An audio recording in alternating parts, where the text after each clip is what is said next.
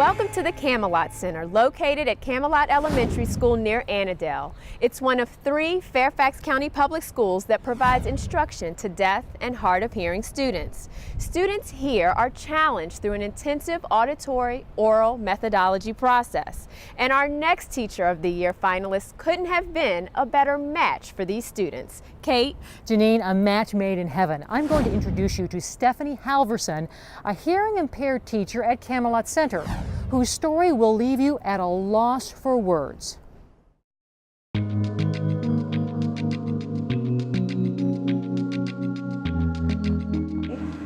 And you want it to sound natural, because they're going to be the ones in Marco Polo. It's going to be nerve-wracking, I understand that, but you don't want to be, you want to seem like you're okay.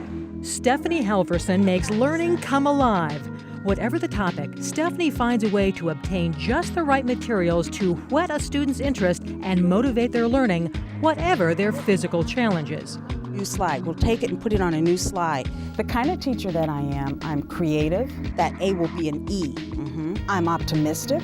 Also isn't so great, is it? And I'm energetic. Flip through the slides to make sure that it's exactly what you want. For me, the best part of teaching is looking at those faces when they get that A, or when they see that they have not only just done a job well, but better than their hearing peers. Stephanie also brings her background knowledge in art and computer design and uses these skills daily to individualize learning for her students. She promotes high self-esteem and positive learning experiences that encourage and challenge each student. But what happened when this teacher was suddenly faced with a major health crisis of her own? You see, Stephanie had struggled with a progressively worsening hearing loss all her life, but she faced her greatest challenge in 2003 when she was stricken with meningitis. I could feel my body shutting down, and I could feel that my senses weren't humming the way they normally do. The synapses weren't firing the way they usually do.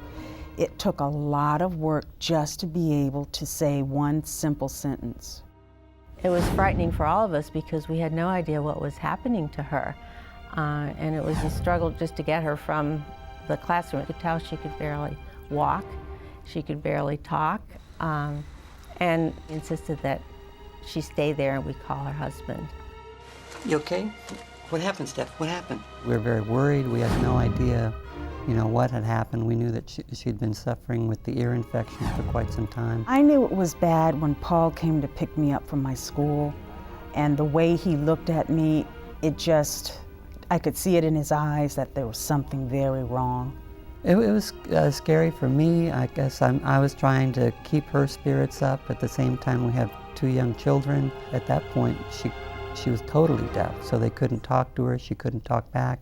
Are you going to be okay? They were very scared. When Dr. Ken described the surgery, the only way he could stop the infection was to physically remove it. And the only way he could do that was to go in, to cut back my scalp, open it up, and then literally scrape the infection off the skull, because at that point it was eating away, and none of the antibiotics, none of the medicine was working to stop it. But the problem didn't stop there. The meningitis destroyed most of Stephanie's hearing, and she had to get cochlear implants. Even this presented challenges since Stephanie continued to have chronic infections, making the surgery difficult and the rehabilitation even more difficult.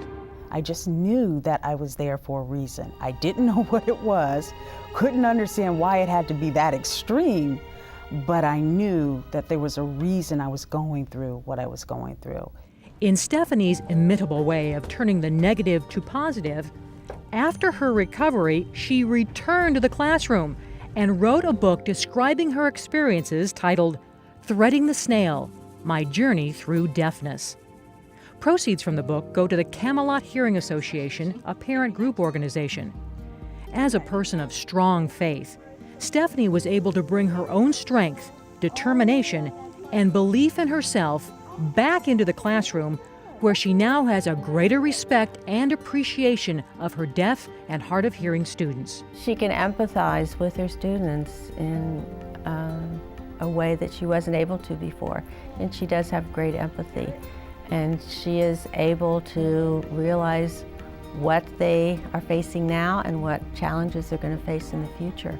And she can guide them and lead them and really help them through that. Baseball. And it's really a good opportunity to have a teacher who has a hearing loss, because then you can learn from them and they can learn from you. So, As a role model, Stephanie can empathize with her students, but she refuses to sympathize with them. She often tells them that they cannot use hearing loss as an excuse for poor work, but to use hearing loss as a vehicle to teach others, just like she does. For School Scene, I'm Kate Sullivan.